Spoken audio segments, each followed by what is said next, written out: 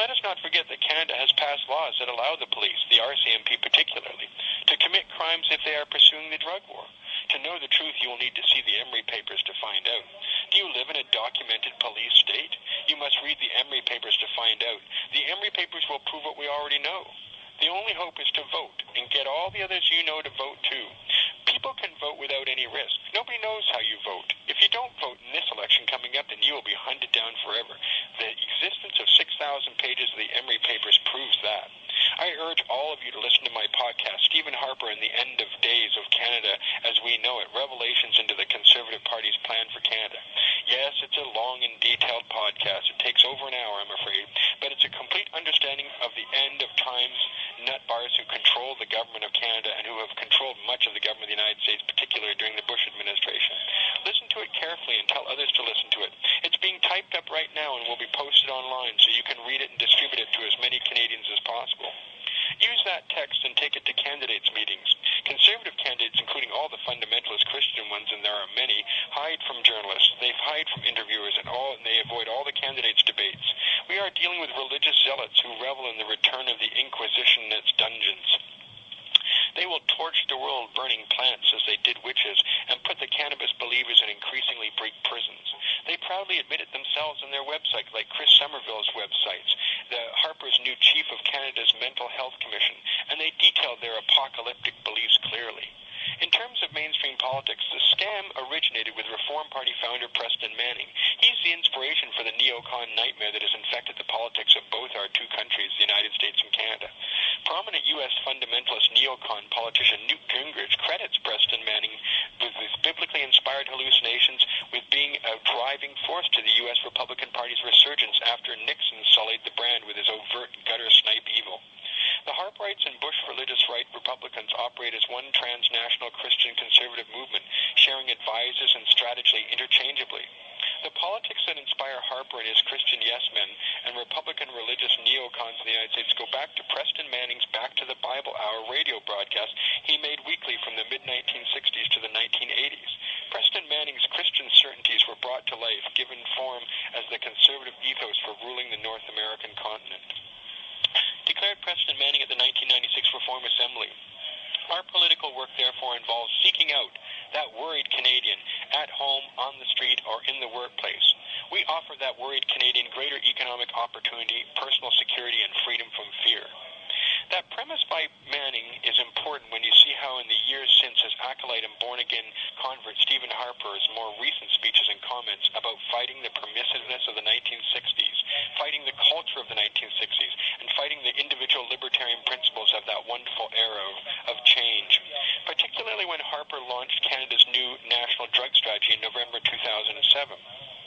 It's more prisons, dungeons, and inquisitions, and the lake of fire that equals personal security and freedom from fear, to quote again Preston Manning. Harper and Manning's fear of mainstream Canadian culture, the 1960s culture, the cannabis culture, is the guiding light for this government, and it will be clear what they have in store for all of us, those who believe in the 60s culture, of inquiry, truth, dissent, rock and roll, marijuana, peace and unity of all peoples, when you see those 6,000 pages of the Emery Pages uncensored.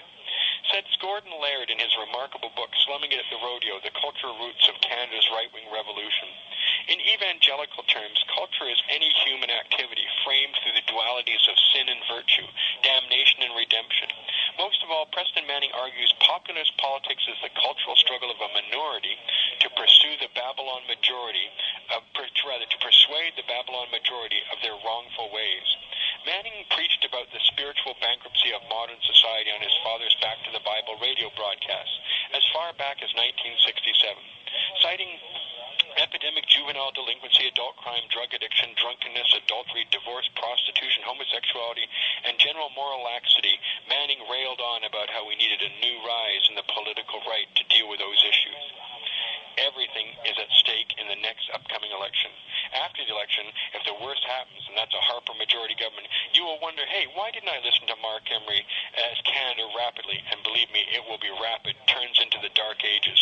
You'll realize it was all predicted ahead of time by a guy out of an 8.5 by 10-foot concrete jail cell.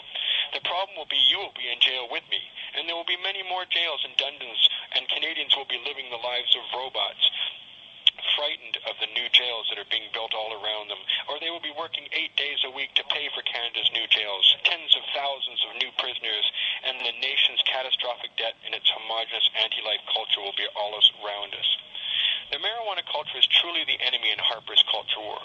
I am the leader of the cannabis culture, so by deduction, Harper has his greatest philosophical enemy in jail and ready to send to the U.S. Gulag, where prisoner rape, violence, degradation, and murder are common. Marijuana people, by pursuing the truth, are the same as Daniel Ellsberg, who pursued the truth. Ellsberg was called a traitor by the Nixon government. Harper is serious about his culture war, and the drug war as Nixon was. Make no mistake about it. When they say culture war, they mean it, and war means you can do anything to destroy the enemy. Look how the U.S. killed Vietnamese, Iraqis, and Afghanis in those wars. Look how the DEA, SWAT teams, the RCMP, local police all wage a brutal drug war with intense violence. In Vietnam, the phrase was, in order to save Vietnam, we had to destroy it. Look at what the Americans have done to destroy Iraq and Afghanistan, and look how they destroyed Vietnam. Look at the shattered lives of millions in the U.S. of Canada have sent to their drug gulag since Nixon declared drugs public enemy number one. When they say the sinners will burn in a lake of fire, they mean it. This is the mentality that is making our laws today. Even Obama is listening to these people now, taking instruction from Christian neocons. And once I am gone to the U.S. Gulag, the Harperites and Bushites that still dominate the DEA, the Justice Department, the RCMP, and the Canadian government will rejoice. That is why the persecution against me knows no limit, morally or financially. That is why I'm at great risk in a U.S. jail, which I am sure is only weeks away. That is why I'm doing this podcast now, as I believe my delivery into the belly of the beast is imminent. My writing is done by my right hand in an 8-foot by 10-foot cell. Break my fingers or my thumb, I can't write the truth anymore. Injure me, put me in pain, I won't be able to think straight. Break my spirit, make me mad in isolation, or put me with thugs, or put me on bus therapy, stop my voice. Any of those things are possible in the U.S. Gulag. So I'm telling you this now on the eve of my delivery to the great Satan. Consider how much the Canadian U.S. government has invested in to get me put away. How long do you think it will be before they try to destroy me? The 6,000-page top-secret national security-only Emery Papers held by the Canadian and American governments would no doubt tell us why.